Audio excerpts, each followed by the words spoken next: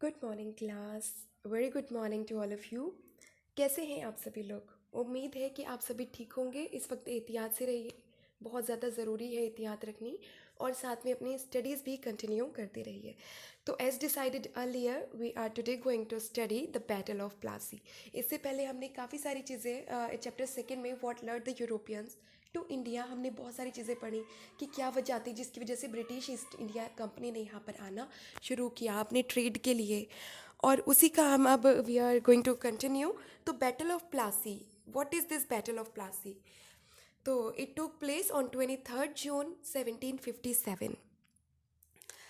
तो जैसे कि हमने पहले पढ़ा कि नवाब्स जो होते थे, बेंगल के नवाब्स जो थे, उनमें पहले पहले औरंगज़ेब के बाद फिर दूसरे रूलर्स आने लगे जो कि ज़्यादा स्ट्रॉन्ग रूलर थे। मुर्शिद कुली ख़ान जिनमें हैं, अली वर्दी ख़ान है।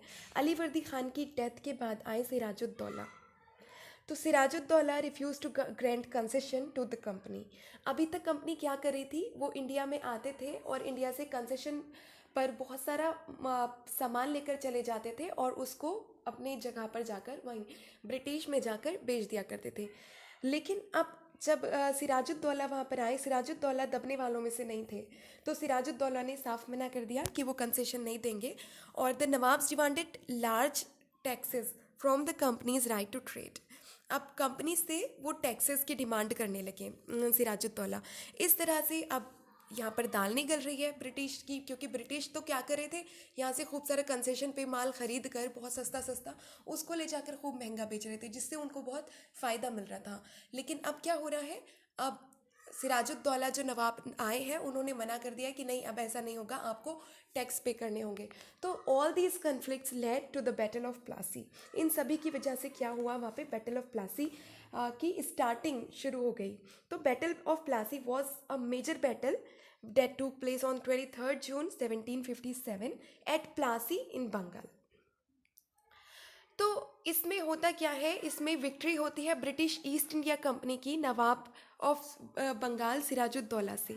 सिराजुद्दौला हार जाते हैं इस बैटल में और ब्रिटिश ईस्ट इंडिया कंपनी जीत जाती है। और जिसकी वजह से क्या होता है, it let the company take control of part of South Asia. इसकी वजह से साउथ एशिया के काफ़ी बड़े पार्ट पर इसको ईस्ट इंडिया कंपनी को पूरा अधिकार मिल जाता है, अपना कंट्रोल मिल जाता है। तो अब क्या है इस बैटल के बारे में, चलिए ज़्यादा पढ़ते हैं। तो battle took place at Plassey Bengal on the river banks of Bhagirathi river.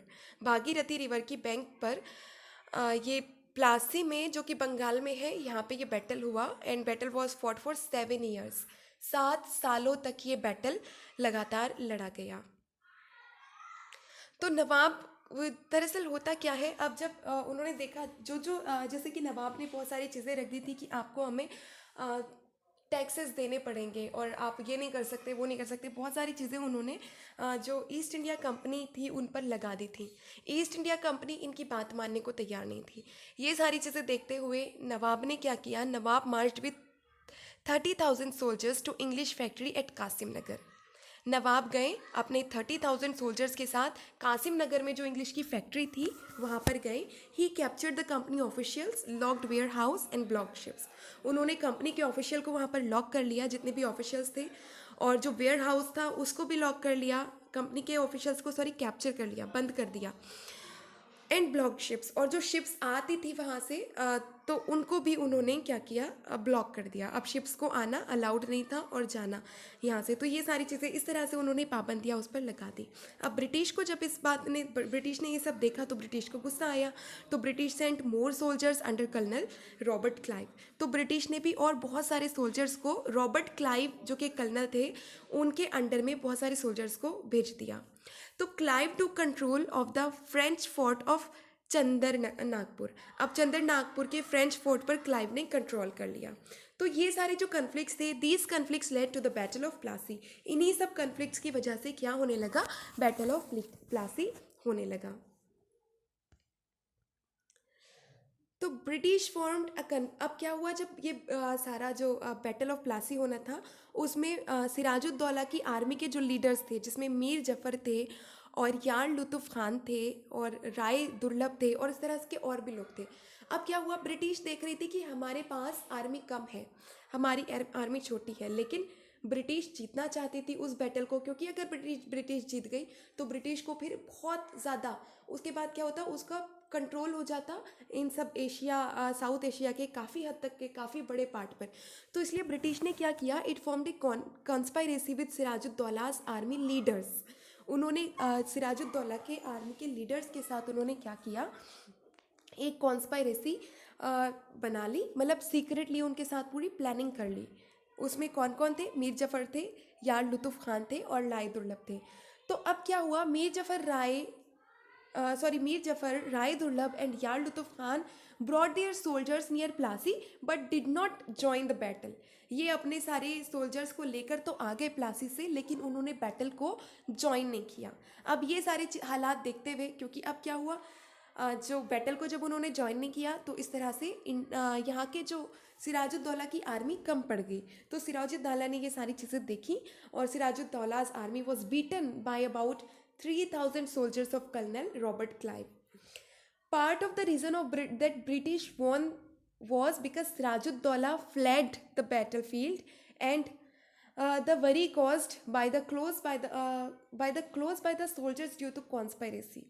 अब क्या हुआ, जब सिराजुद्दौला ने ये सारी चीज़ें देखी तो ब्रिटिश की जीत का एक ये भी रीज़न था कि सिराजुद्दौला ये सब देखते हुए बैटलफील्ड से भाग गए।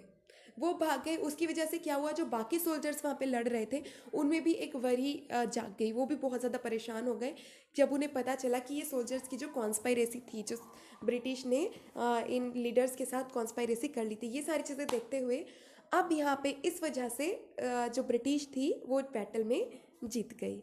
तो British won the battle and now had large amount of influence over the nawab. तो अब ब्रिटिश जीत गई और इससे क्या हुआ, ब्रिटिश के पास एक बहुत बड़ी पावर आ गई। अब उनका नवाब के ऊपर बहुत ज़्यादा इन्फ्लुएंस रहा। तो this is thought to be one of the most important battles for the control of South Asia by the colonial powers. The British now had a large amount of influence over the Nawab. They also got a lot of revenue from trade. The British used to revenue to increase their military power. अब उन्हें खूब revenue मिलने लगा trades का, और इस तरह से उन्होंने इस सारे रेवेन्यू को जो उन्हें मिल रहा था उन्होंने काहे में यूज़ किया, उस सारे रेवेन्यू को अपनी मिलिट्री पावर को बढ़ाने के लिए उन्होंने यूज़ किया। They pushed the other European colonial powers such as Dutch and the French out of South Asia. अब क्योंकि उनके पास पावर आ गई, अभी पीछे वाले लेसन में मैंने आपको बताया था कि सिर्फ यही ट्रेडिंग कंपनी नहीं थी, ब्रिटिश से तो सिर्फ यही वाली ट्रेडिंग कंपनी आती थी ब्रिटेन से, लेकिन बाकी जो उस टेरिटरी साउथ एशिया में जो टेरिटरीज थी उनसे और भी कंपनीज आती थी, जैसे डच की थी, जैसे फ्रेंच की थी। तो अब क्योंकि इनके पास पावर आ गई ब्रिटिश के पास, तो ब्रिटिश ने इन सबको निकाल दिया, डच को भी निकाल दिया साउथ एशिया से और फ्रेंच को भी निकाल दिया। तो this was a sign of the expansion of British empire in Asia. तो इस तरह से एक्सपेंशन होता गया ब्रिटिश एम्पायर का एशिया में। आई होप कि आपको बहुत अच्छे से ये सारी चीज़ें समझ आई होगी। We will continue it further. Okay.